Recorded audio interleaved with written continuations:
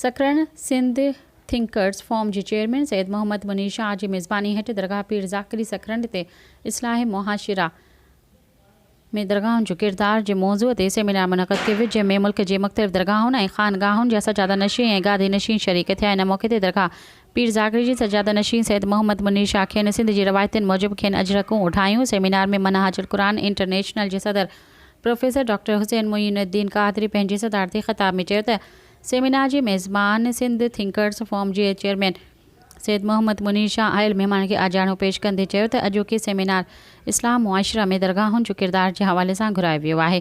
हुजे त जॾहिं लाहौर में डॉक्टर प्रोफेसर ताहिरुल क़ादरी सां संदसि इदारे में मनहाजुल क़ुरान सां मुलाक़ात थी त उते जे माहौल असांखे मुतासिर कयो, जिते दीन हक़ जे प्रचार नज़र आई ऐं हज़ारे नौजवाननि खे दीन सां गॾोगॾु जदीद दौर जी तालीम ॾिनी वई।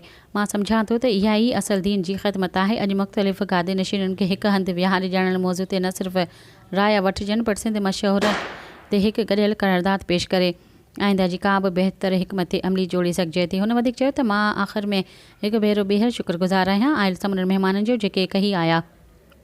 सेमिनार में जिन दरगाहुनि जी गादी नशीननि शिरकत करे पंहिंजा वीचार वंडिया उन्हनि में दरगाह मटियारी शरीफ़ जे ग़ुलाम मुजद्दिद सरहंदी, दरगाह सचल सरमस्त जो पीर ख्वाजा अब्दुल हक़, दरगाह पीर जो ॻोठ सैयद सादुल्ला शाह राशिदी, मनहाजुल क़ुरान सिंध जो सदर मज़हर महमूद समेत केतिरनि ई दरगाहुनि जी गादी नशीननि शिरकत कई। सब्सक्राइब कयो अवामी न्यूज़ HD खे ऐं ताज़ा तरीन ख़बरुनि लाइ ॾिसंदा रहो अवामी न्यूज़ HD।